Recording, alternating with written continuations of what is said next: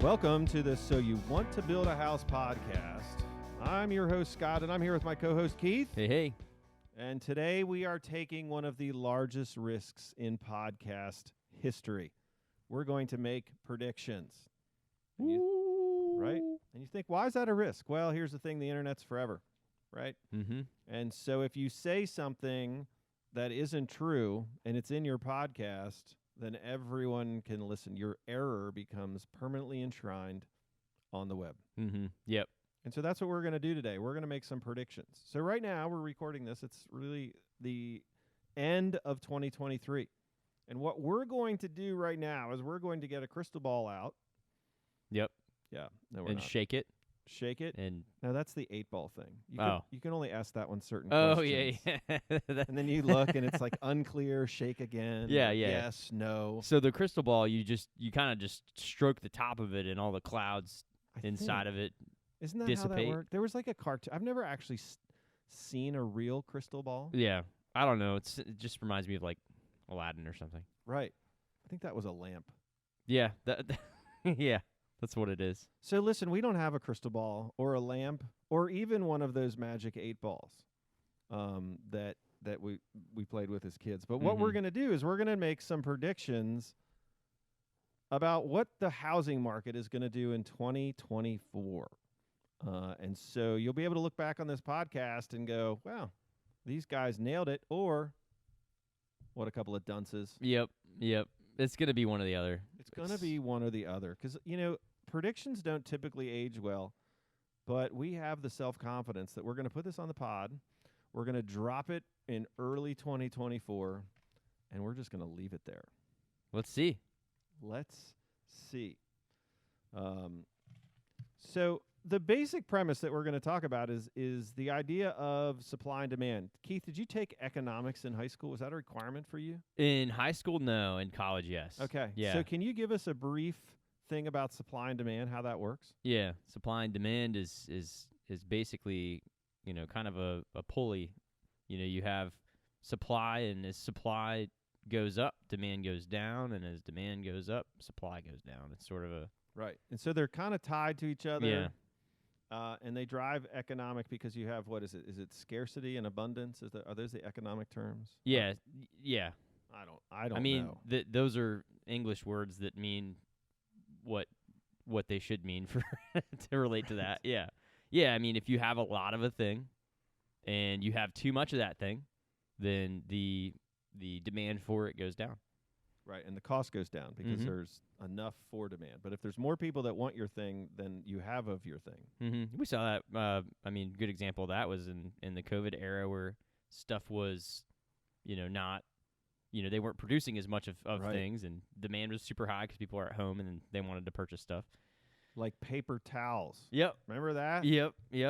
So, if you got paper towels on eBay, you're in a pretty interesting market. That's very true. I think I still have paper towels on auto ship. I have like a supply now. Yeah. I'm like scarred from COVID. Like my grandparents who lived through the Great Depression. Every time like I'd go to my grandmother's house and I wouldn't like finish my peas. Yeah. She'd be like, I remember when no one had peas. I remember that. Eat your peas, you little turd.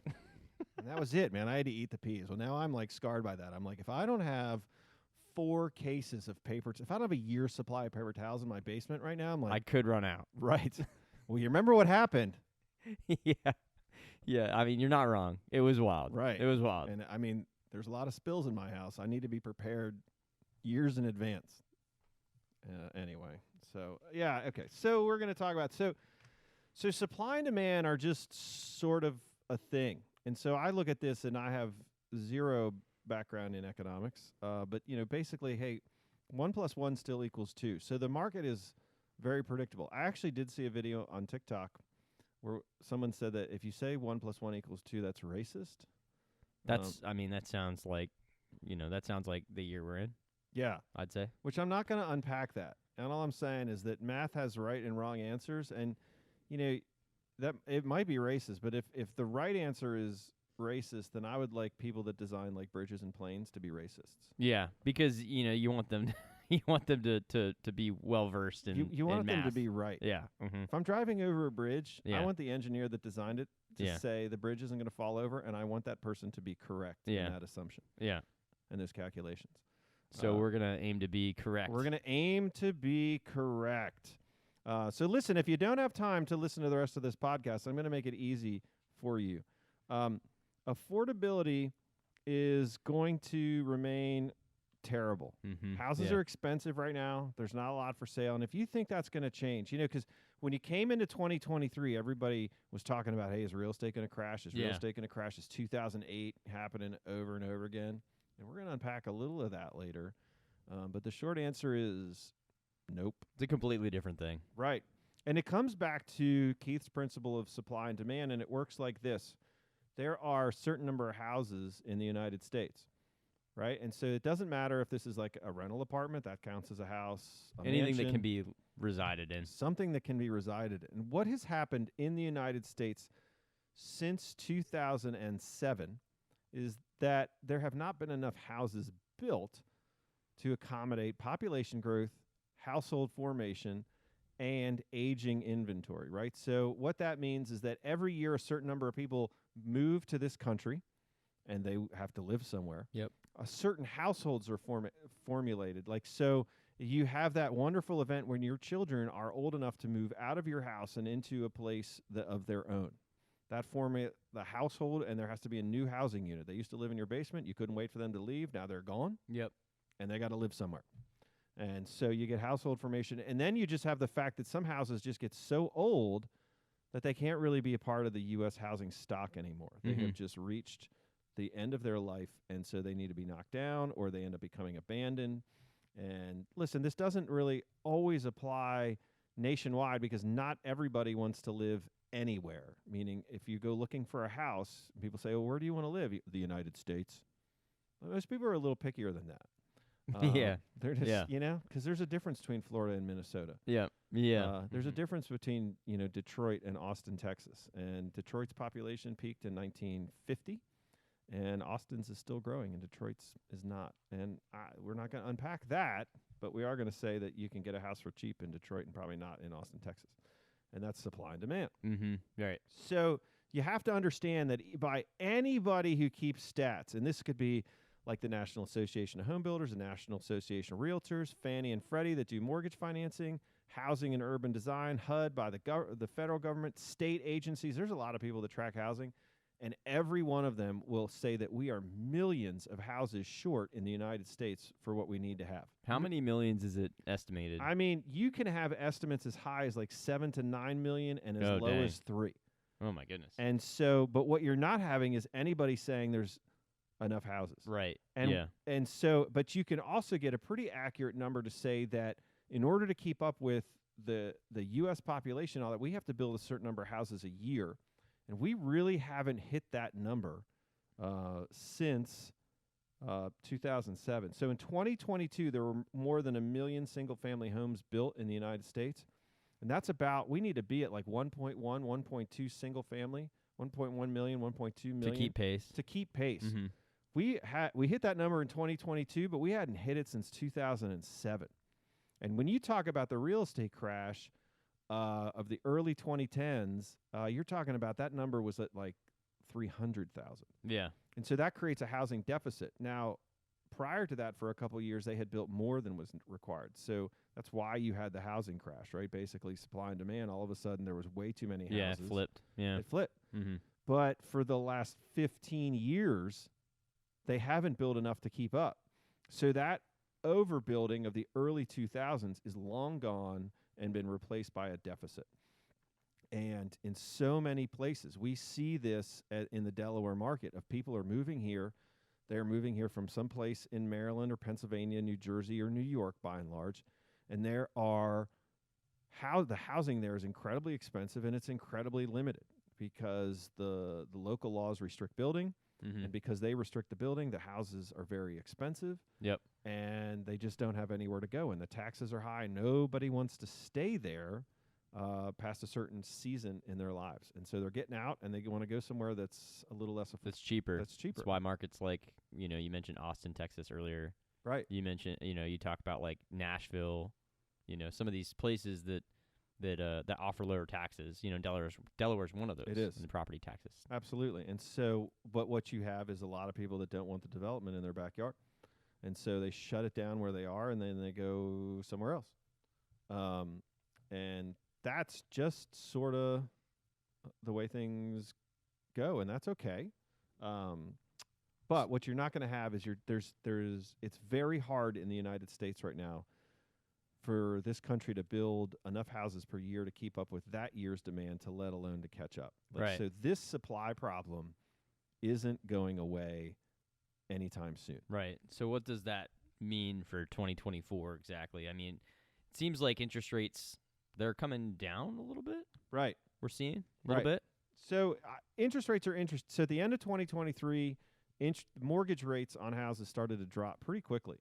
And this is after an incredible run-up from 2021 to basically the fall of 2023. You had mortgage rates go from the low 3s to about 8%. Yeah, in it's about insane. 2 years. And what that does is it takes a lot of people out of the home buying market. Mm-hmm. And now most housing that was sold previously to, say, now was used houses. And so generally speaking, people that are buying used houses are also selling used houses. Well, now there's a huge chunk of the American population that has this really low mortgage rate. And if they go and they sell the house that has their, say, 3.5% mortgage rate, they have to go buy something at 8. They can't even afford their house anymore. Yeah, yeah. So they're not what you want to do is you want to move up. Like your kids get bigger, you're making a little bit more money, whatever, you want to move up into a house. You can't afford to move up because now you got to go out and get an 8% mortgage rate. Yeah. So as that rate slowly floats down, which it should in 2004. So first prediction is mortgage rates are going to decline. The end of this year, they're a little under 7. We think they're going to continue to drop into the 6s and ultimately land somewhere into the 5s. And as you do that, houses become affordable. So a person that could afford a house, say it was a $500,000 house, they can't afford it at 8%. They might be able to afford it at 6 or 5.5. So that adds buyers to the market, but I'm not sure that adds sellers to the market. Mm-hmm. Meaning, if I have a 3.5% rate, I don't know that 5.5% rates make me move up in my house or allow me to do that. If I don't want my mortgage payment to get that much bigger, I might have a ton of equity, but it's locked up because it's too expensive to move. Mm-hmm. So that's the first thing. Mortgage rates are going to probably drift down, but here's the bad news. Because of the inventory problem, I think prices are going to drift up. Mm-hmm. Yeah. And this is one of the things that has defied a lot of predictions in 2023. So if you look at the end of 2022, everybody said, well, the housing prices have to decline. And the reality is they're up in 2023 over 2022. Mm-hmm. And they're up because there's nothing for sale. Yeah. And so when the inventory is this low, that you get stuck in that loop of there's nothing for sale, and so that drives the price up of what is for sale because there are a certain number of people that have to buy. There's no competition for, you don't have, so many houses on the market where people are trying to undercut one another, and right. And that's what kind of creates some opportunity for people to move up in house. Right. And you're 100% right. And to give you perspective on that, so we have a lot of historical data on the Sussex County, Delaware MLS. So if you go to 2010, and 2010 was not a good real estate market. The real crash in real estate started in 2007, continued in 2008. We had this huge recession in 2009. Just a lot of pain in this country. But if you track inventory and the sales pace, which is the months of inventory. So if you take the number of houses that are available in a certain month and you divide that by the sales pace of how many houses sold that month, mm-hmm. it gives you a months of inventory figure. Mm-hmm. Now, to give you a perspective that if you look at this data nationally, the general consensus among people that track this stuff is that 6 months is a balanced market. So if there is 6 months of supply, inventory of inventory to sell. If there's at the current sales rate, there's 6 months of inventory. You're looking at a market that is balanced between buyer and seller. Mm-hmm. So in December of 2010, knowing that 6 months is considered a balanced rate, in Sussex County, Delaware, there was 25.8 months of inventory. Yeah, that's a lot. That is a lot. So the conclusion to do in that market is that is an incredible buyer's market. Yeah, yep. Because there are literally so many houses for sale and so few buyers. And so if you're in that market and you can buy in 2010, there were deals. Yep. Good deals. Now, it's so in 2023 so far, and there's still a couple of days left of 2023, so this data is not 100% accurate, but it's close enough. There's 3.4 months of inventory. Mm-hmm. Yeah. So it's still a seller's market. So here it's a strong seller's market. Mm-hmm. So the theory is anything under 6 is going to be a seller's market. Right. Anything under, anything over 6 is going to be a buyer's market. But it's really hard to get that number to 0. Mm-hmm. And so in Sussex County, and I have been working in the real estate industry in Sussex County since 2002. This is some of the lowest inventory numbers that we've ever seen. And that a balanced market, a normal market around here probably has 9 or 10 months of inventory. Sussex County floats a little higher because there's a lot of discretionary purchases that happen here that don't happen in other markets. Right, sure. Yeah. Second homes. Yep. People that are kind of flexible about buying a retirement home. Boats. Yeah. Whatever, vacations. Right. So usually back in like 2019 and all that, before COVID, it was right down around 9 or 10 months, and that was pretty normal. So it's a 3.4, and that just tells you it's a very strong seller's market, and like buyers don't want to hear that. So what's going to happen is, I think there are buyers that can afford it, and they're probably saying, "Look, I don't want to buy until mortgage rates go down." Mm-hmm. Yeah. And my prediction is, as mortgage rates go down, house prices are going to rise. Yep.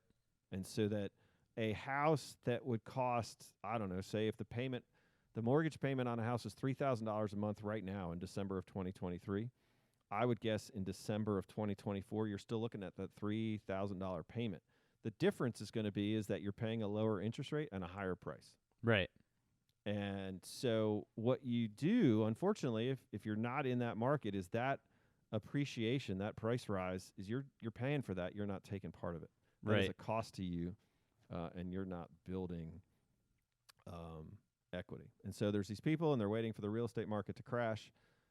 And according to my predictions, that's not happening. Yeah. And Yeah. it really just comes down to, college economics or high school economics that says that there's just not enough supply. And I don't see the supply changing. Yeah, what would need to happen in order for supply to dramatically increase over the next year?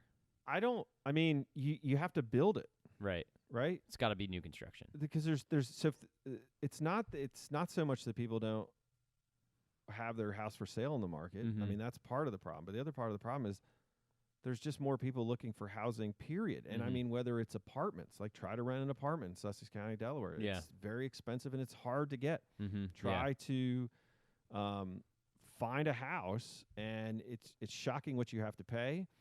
There are still bidding wars happening, and people take these transactions very seriously. And, new construction just continues to get more and more expensive. It's more regulated through just a number of different state and county and federal, and that adds cost. And people want these houses to be built more energy efficient, which is great, but they just add costs. And ultimately, every cost that's in the price of a new home is generally passed on to the buyer. Yep. So new construction is not inexpensive anymore to do. So it's like the floor, what is required to build a brand new house now, the floor has never been higher. Right. Like in terms of cost, because the regulations have become such that the baseline for a house is just right. Efficient, an efficient home. It's got to have certain things. So right. And it gets regulated, like crazy. Right. These days. And even just the cost to create a subdivision to put a house in, mm-hmm. and the time that has taken. Yeah, because there's land. There's land in Sussex County, but it takes time to do that. And then you factor in those higher interest rates. They get passed on in that world as well. There's been a Mhm. lot of inflation on building materials and supplies over the last couple of years that really wasn't seen as that common for the previous 10 years. So new construction is not going to be an affordable product. And so the folks at the low end are just in for a tough road because there was a time in Sussex County where $150,000 to $300,000 there were some good options, and right now there aren't, and that's not going to change. Yeah. It's not going away. And so I don't see how in Sussex County this inventory problem fixes itself. The only other solution would be is that the builders overbuild. But I mean, that's hard to do in this regulatory environment. Yeah, and they have to overbuild cheaply. Yeah, they have to overbuild cheaply. And They Yeah. have to overbuild by thousands Yeah. of units. I mean, literally, obviously, based on the numbers, this market would absorb, I don't know, another 2,000 units being for sale today Mm-hmm. if they were just available. That would help balance out the market. So the market prediction for this is that real estate is going to continue to be a good investment on the residential side because it is so supply limited, and so that's not going to change. And if folks are looking for a price break, I don't see that in 2024. I mean, barring some, force majeure, act of God, some kind of crazy thing, a war that starts. Yeah. But, I mean, housing is just such a fundamental thing for folks, and there's not enough of it. So I don't know what the solution is, except to say that owning a home is going to be a good investment, but it's going to be an investment that requires a lot of capital Yeah. to do. Yeah. Mm-hmm. So Yep. So that's really our big prediction for 2024. Do you have anything else? I mean, we could really embarrass ourselves if we got off topic here a little bit with predictions. Oh yeah. I mean, Yeah. we could predict like 10 years out. No, I'm just so what you don't know about Keith is he's a big football guy. Who's going to win the Super Bowl? Oh Keith? man. The 2024 Super Bowl. I don't even know what number it is. Yeah. 50 something. Yeah. I think I'm going to take the Ravens over the Lions. Ravens over the Lions. Yeah. Interesting. Mm-hmm. Right? So It's tough for me not to pick the Rams though. They just seem like they're starting to the Rams. find it. Yeah. Okay. Stafford's playing really well. Stafford is killing it. Okay, who wins the NBA? I mean, we can do this. Keith's very into sports. I'm not. Yeah, the NBA is tough. It's early. It's It's gonna early be right it's gonna now. be it's gonna be Denver, and they're gonna play, and almost maybe the Celtics. But- Okay. but- you don't even have to say who but- they beat. You just have to say who wins. Denver wins. Yeah. Denver wins. Yeah. All right. Can you make a hockey prediction? No. Okay, it doesn't follow hockey. Yeah. Fortunately, my hockey knowledge is limited, very limited. Okay. Can you make a hockey No. prediction?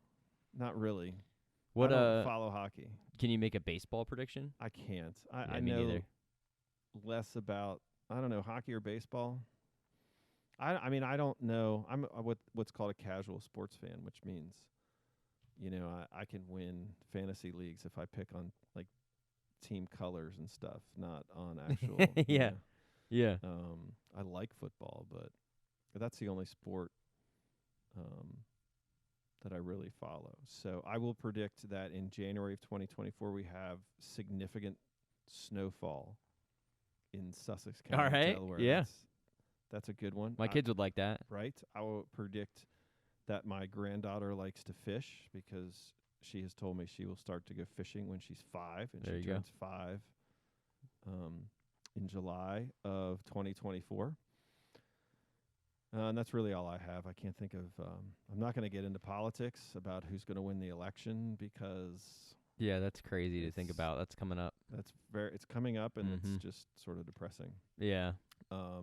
Because unfortunately someone is going to win it, and I'm not sure America's going to love the winner either way. Even Yeah. the ones that vote for that winner might not love that, but it's a binary choice. I mean, you walk in there, you got A or B. So That's what it is. I mean, Right. and I mean, I think, yeah, it's Just such a sensitive topic anyway. Right. Nobody wants to talk about it. Right.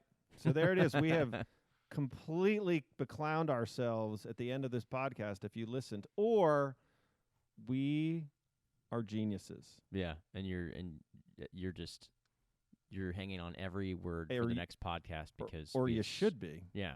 If so you're much not, knowledge. I mean, did you see what we just nailed? We just nailed a bunch of stuff. So if you're listening to this, in 2026 and you realize, wow, these guys had 2024 in a lockdown. Interest rates are 5%. Denver won the NBA Finals, and the Ravens won. Right. So if that happens, then you should probably check us out. So listen, this is the So You Want to Build a House podcast. I'm Scott Daly. I'm Keith Strom. Have a great day.